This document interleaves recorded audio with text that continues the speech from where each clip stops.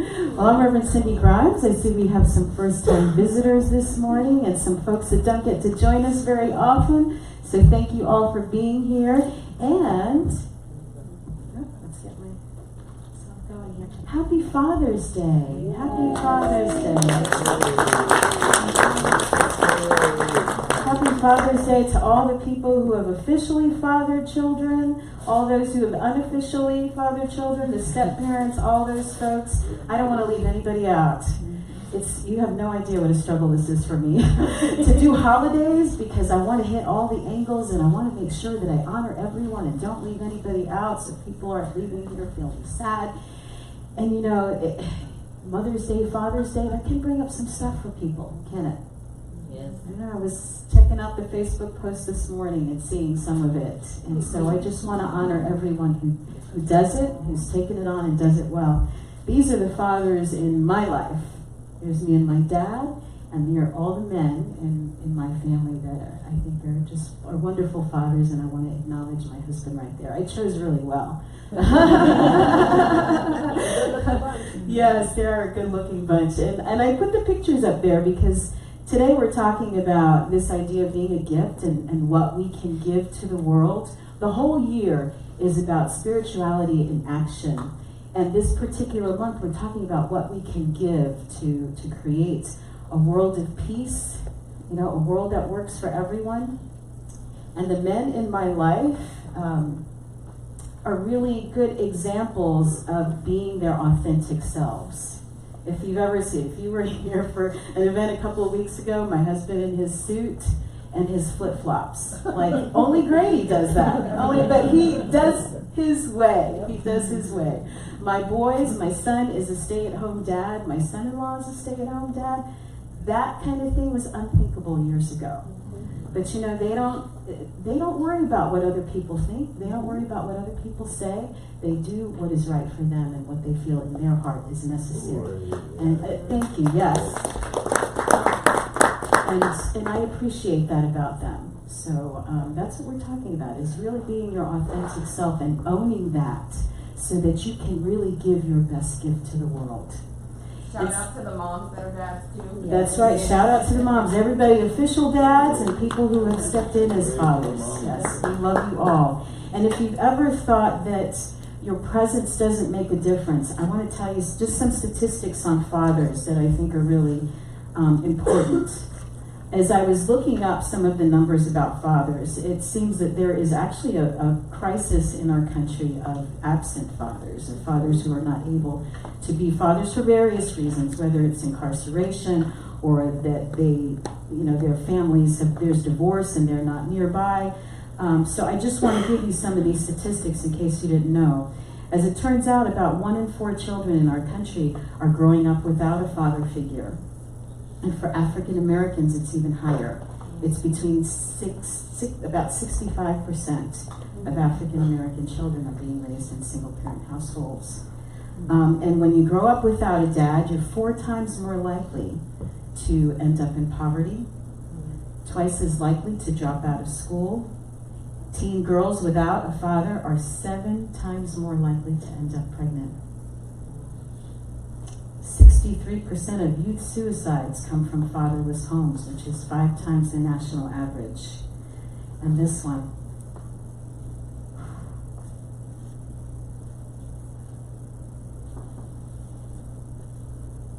%90 of all homeless and runaway children come from fatherless homes. That's 32 times the national average. Oh, I wasn't expecting that. We wanted to flow already. Ooh, get it together. It's okay.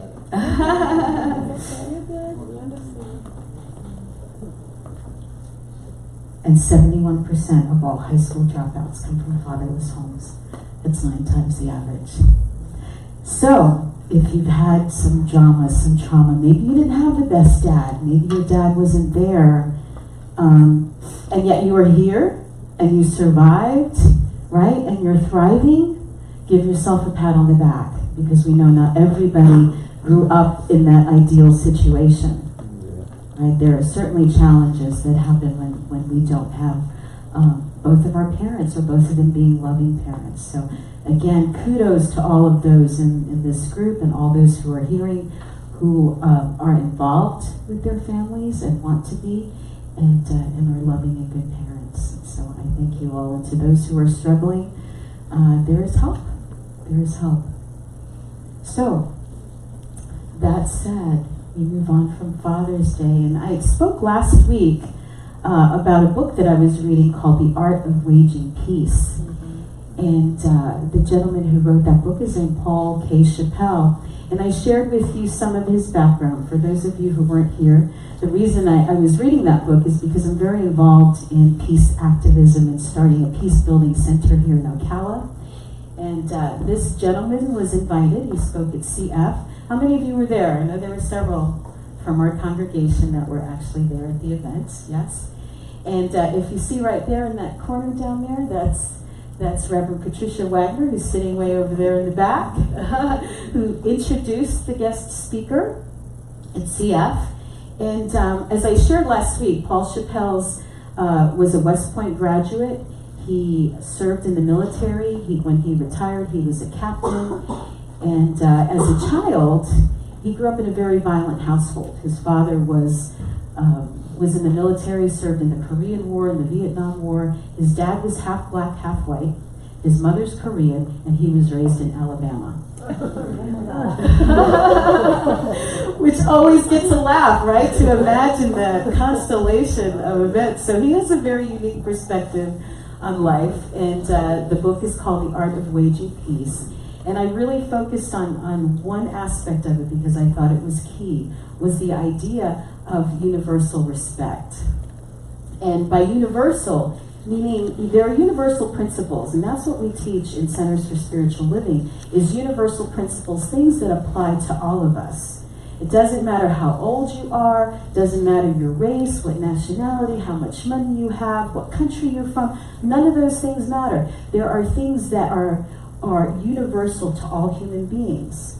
So I'm going to talk a little bit more about some of the ones you probably already know. So he spoke about the universality of respect and the importance of showing respect to people. And he calls it the infinite shield of respect. Paul Chappell is also a martial artist. So the idea with martial arts, of course, is that you have the capacity and the understanding to do what needs to be done in the moment, right? To defend yourself or whatever is needed. But hopefully you never have to do that. Right? The first line of defense is respect. That's what he teaches. So he says, I call respect the infinite shield because it not only protects us, but everyone around us. It prevents dangerous situations from escalating and serves as a first line of defense against violence. How many of you would agree with that? How many of you have ever been disrespected and thought you could do violence to somebody? You were that upset. Yes? Yeah. It's simple. You know that, right? You know when you've been disrespected and it doesn't feel good. So we don't want to do that to other people. So the steps that he talks about, what is universal respect, is number one, speaking to the potential of that person. And these aren't in any particular order, but speak to the potential. In other words, see the best in that person. They may be behaving in a way that's objectionable or that's causing you problem, but you want to look beyond that. You want to look beyond that to the truth of who they are, and acknowledging their possibility and their potential as human beings who are maybe just going through something. The other thing is to listen. And I mean listen, like listening with your whole being. If you've ever talked to somebody and you were trying to say something that maybe was very important to you and they weren't listening to you, how does that make you feel? Unimportant. And what does it do to the conversation, to the communication? It kills it. It shuts it down. It doesn't even happen. Right? So we want to listen to people. That is a way of showing respect to others, is to listen. And listening with like an active kind of listening, with your whole being. Sometimes that means hearing the things that they're not saying. But it's giving the person your full attention. Not like, your eyes are open and you look like you're here, but your mind is someplace else. Does that ever happen? Right? Or you're in a conversation, they've said something, it triggers a thought in your mind, and you're no longer in that conversation. You're thinking about what you're going to say next, or what thought that memory triggered for you somewhere else, and you're no longer present. So it's important to give our presence when we're listening to somebody and giving them respect. And then don't be hypocritical. Ugh, that's another big one, right? Don't tell me what to do with my life if you don't have your stuff together. Or if we don't have a relationship. That's another thing that aggravates people, doesn't it? Or is it just me? No, it's all of us, right? So that's universal principles of giving respect, is listening, speaking to a person's potential, and don't be a hypocrite. And I'm going to spend some time with this one because I'm going to flip it. Instead of saying don't be a hypocrite, what can we say instead? Be authentic. Be authentic. Exactly. Be authentic. Be real. Be yourself. Be the truth of who you are. And that's what we're focusing on today. He goes on to say, we can't truly measure where it, meaning respect, ends. Like the ripples that emanate from a pebble dropped in a pond, the respect we give others ripples out into the world and through the ocean of time, unlocking empathy, love, and calm. Do you know that you could change someone's whole outlook and way of being by just giving them some respect? Especially if they're used to being disrespected. It's a way of healing and helping to restore people. So I went and listened to this lecture, and one of the first things he did, well, he talked about this phrase. Let me back it up a little bit. The idea of poverty of spirit, and what does that mean? And we talk about universal needs. Again, I've talked about universal principle, universal needs. Does anyone have any context for that? Ideas of what kinds of needs are universal for people? Food, shelter, clothing, all those kinds of things. Anybody familiar with Maslow and his hierarchy of needs? Oh yeah. You're not? Yeah. Raise your hand, you know that one. I've taught on this for years and years. Yes, you all know, you've seen it. I'm not even putting the picture up because you all have seen it so much. But what he did in his talk is he really decimated Maslow's hierarchy of needs. Decimated it, which I wasn't thrilled about, because I think there's really some great truths in Maslow's hierarchy of needs. Perhaps the idea of it being a hierarchy is maybe not the best explanation for it, but Maslow did open up that conversation of needs, and you're right, food, shelter, all that stuff, like your basic physical needs are on the bottom, and then the next level up is your safety needs. Right? Everybody know that? So you may have, you may be sleeping, may have a place to sleep, but maybe it's on somebody's couch. It's not your house. Or maybe it's in a box under a bridge or something like that. So you may have shelter, but that's not the same as safety. Right? That's not the same as having health insurance or those things that we want. And then what's the next level up? Anybody know? Belonging, friends, belonging, family, feeling like you're part of something. And then we move up there to accomplishment, and then at the top is self-actualization, which is be all you can be. What a lot of people don't know is that there was a level beyond that Maslow spoke about before he made his transition, and that was the idea of transcendence. The idea of transcendence, meaning that we feel and know that we're part of something bigger, right? That we are connected to our purpose, to our meaning, to just being everything that we can be. And what he said at the end of his life was that when that is where we're at, when we focus on those things, on meaning and purpose and being part of something bigger, whether you believe in God or you call it the universe or you don't call it anything, just knowing you're part of something bigger, that allows for many of those other things to kind of fill themselves in, right? If you're in a place of tending to your purpose and your meaning and your mission in life, you really, let me see how to explain this best. The way people interpret Maslow is that you can't fill in the bottom things you can't move up without filling in the things on the bottom. right? Like you have to have food, you have to have shelter before you even think about self-actualization or transcendence. And that's not the case at all. And Paul Chappelle went through quite a few examples of, think about someone who has a true mission and vision for life. Those people will go without food. They will deliberately put themselves in danger, right? People will even sacrifice their lives for a cause, right? Can anybody relate to that? Right? Think about all of us, the parents that are in here. Would you give up your life for your kids or your grandchildren? Some of us, are in the front lines, would do that for people we don't even know. We don't even know, right? Soldiers, police officers, first responders. There's a bigger why. Now, if you were just going by that idea of, well, all these things have to be filled in first, we would never get to that place. I think it's also disrespectful to people who may be having financial difficulties, to say that they have no connection to their purpose or to their vision. It's not really an empowering viewpoint. So, as I said, he really kind of decimated it. And I want to read this idea of poverty of spirit. This quote comes from, I think it's called the World Bank, and they have been surveying people all over the world, tens of thousands of people, for at least 20 years. It may be longer than that. And doing surveys about poverty and how we can eradicate poverty and people's views about it and so on.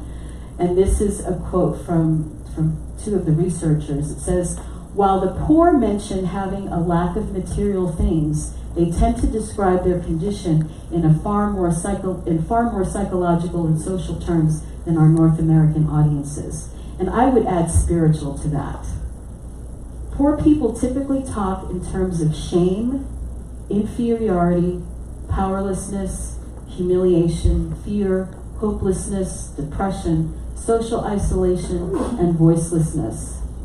North American audiences tend to emphasize a lack of material things such as food, money, clean water, medicine, housing, etc. So what they're saying is that here in the West, we think of poverty just in terms of the material things.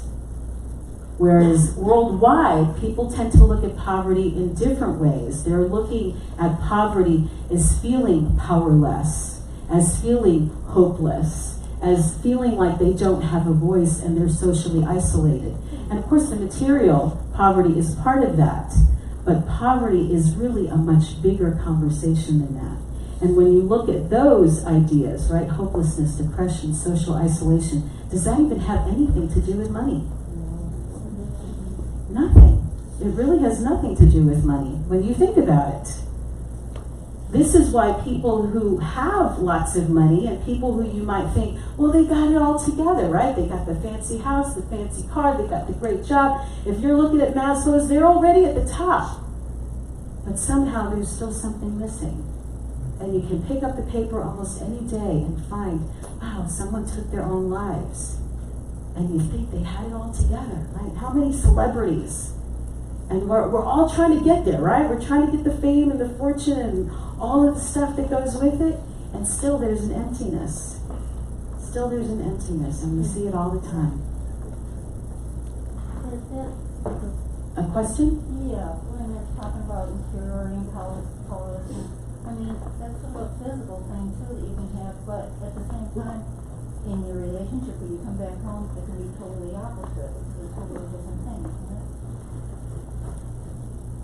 I'm not sure your question, but it is definitely, as I'm saying, a part of a bigger conversation. That poverty is not just about finance. It's not just about material things. There is a spiritual poverty that happens when we are disconnected from our reason for being here. Right? When we think it's all about the money and the stuff and not about purpose and meaning and why we're actually here. So here's the material truth, and some of you may know these things already.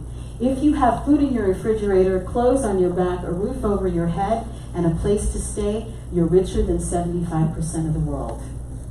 I've looked up these statistics just to check them. Right? You're richer than 75% of people on the planet if you have food in your fridge. If you have money in the bank, your wallet, and some spare change, you're among the top 8% of the world's wealthy. Wow. Wow.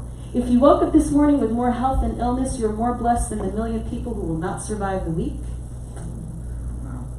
If you have never experienced the danger of battle, the agony of imprisonment or torture, pangs of starvation, you are more blessed than 500 million people who are alive and suffering today. And if you can read this message, you're more fortunate than 3 billion people in the world who can't read at all. It's a relative term, isn't it? Right. So what's the first thing that we need to do, right? How do we rise? If you're down in that pit, and many of us, it happens, right? It may not be an all the time thing. Very often when people come into spiritual community, it's because they're going through something. They're going through a tough time, right? And being in that spiritual community kind of bolsters and brings you back up. So how is it that we rise? With gratitude. How do we come up? Yes, that's one of the ways. We rise by living in gratitude and by lifting others. By living in gratitude and lifting others. Right? There are people that come into spiritual community, and when they're down and out and they're hurting, and they get some spiritual tools and they start learning this stuff and they start practicing it, and then they go, I'm all better. It's awesome. See you later. And they go out the door. You know, we even joke about it. We call it this. It's like the revolving door, right? And I'm looking to call it something else. I'm calling it the evolving door. That as people come in, they stay in the fold. Their lives are working, because that's one of our purposes. That's why we get together, right? Is so that we can all live our best lives. And so that when you're feeling at the top here, when you're the one that's up here, you know, in a position to pull someone up, you hang out and you do that. You do that in whatever way it is for you. However you get to use your gifts. And so to lift others, the number one thing, to thine own self be true. You have to know who you are. You have to be able to be that example and not be worrying about what everybody else is doing or thinking or saying that you should do, but knowing who you are. What is important to you? Like my boys, right? There may be other people in the family or friends who are saying, well, aren't you worried about your resume and what's going to happen with it, when you go out for the job? Like, we're not even going to entertain that. This is where I am right now. I am doing what I am called to do, what is in my heart and what I know is right, regardless of what anyone else says. And that's the place that we all want to be, right? To thine own self be true. You're not feeling powerless when you realize who you are, right? It's a way of gaining back your power. Use your talents and gifts. Express yourself. Express yourself. Challenge yourself. When we're talking about people who are feeling in poverty, part of that problem, impoverished, I'm going to say spiritual poverty, is feeling like they can't express, like they're voiceless, like they're not being heard. There's no excuse for any of us to not be in that, to not express ourselves and all that we came here to express. We're here in America, where we're richer than 75% of the world's population.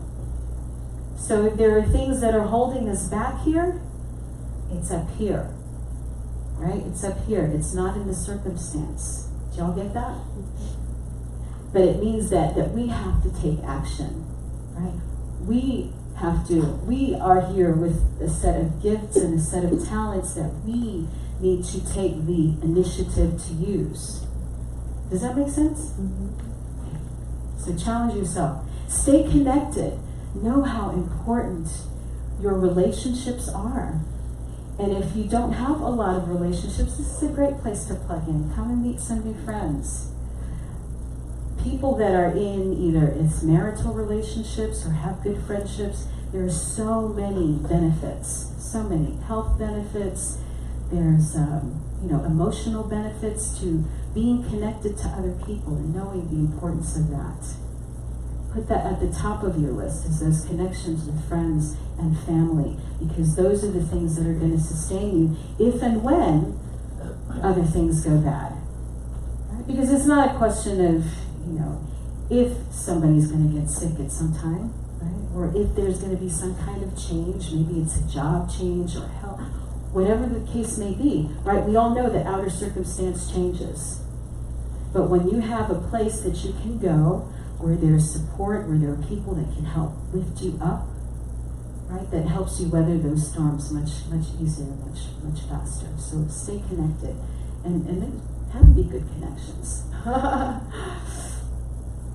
Contribute. Live with purpose and meaning, which goes back to knowing yourself, right? Knowing yourself, what's important to you. And then use your gifts in the service of something higher. And it doesn't have to, maybe it's not people. Maybe your thing's not people. Maybe your thing is animals. Maybe your thing is the planet, is the outdoors. Do something. Use your gifts for some higher purpose. Whether it's people or something else, it doesn't matter. What matters is that you use it, that you give back. That we stay in that circle of giving, because we receive and we give. We receive and we give. What happens if you receive and don't give? You get stuck. You get stagnant. Right? It's like water, like flowing water. It's meant to flow. What happens when the water doesn't flow? It gets ugly. It gets nasty. Right? So that's how you get things and you give. Or you give and then you get. Right? You don't have to wait till something is given to you for you to give. You start the ball in motion and start to give that gift in some way. And then remember the truth of who we all are. Yes, right? When we remember the truth, gosh, it's so much easier. And what is that truth? What is that truth? That we are all spirit and expression. That the truth of who we are is love. The truth of who we are is that light. We may not always remember that. We may not always feel that. But the truth of the matter is, you are not the things that have happened to you. You're not the things that you have done. You are the being that is experiencing life. You are created in the image and likeness of the Creator itself. Now, does that mean that we look like God? It has nothing to do with looks. It has nothing to do, there's so many people that have this idea of God. I don't even like to use that word because it conjures up this image of a man, of course it's a man, sitting on a cloud with a beard or something, that anthropomorphic whatever thing that we have. And being created in the image of the Creator has nothing to do with that, and everything to do with the nature of creation itself, with the nature of spirit, with the nature of God, which is life, which is love, which is light. Be the light. Martin Luther King Jr. said this: returning hate for hate multiplies hate, adding deeper darkness to a night already devoid of stars. Darkness cannot drive out darkness. Only light can do that. Hate cannot drive out hate. Only love can do that. It makes sense, doesn't it? It makes sense. Yet somehow, because we're human beings, we get triggered, things happen, things go wrong, you get hurt. What do you do to somebody else? You lash out. We lash out. But this is where the spiritual practice and the training comes in. And remembering, right? Sometimes things are going to come at you. Things are going to come at you. Martin Luther King calls nonviolence the sword of truth. He talks about it being the sword that cuts through everything without wounding anyone. It is truth, nonviolence. So when people are coming at you, you're seeing the negativity show up in others, but to remember the truth of who they are and the truth of who we are, and take that moment, step back. Y'all know my favorite quote from Viktor Frankl. I say it a lot, right? Between stimulus and response, there is a space. And in that space is our power to choose our response. And in that response lies our freedom and our growth. That's what spiritual practice is about. It's about recognizing that space between what happens and what we do about it. And deciding, what are we going to do? Which way are we going to go? Are we going to rise? Are we going to uplift the people around us? Or are we going to go down into the pit where they are?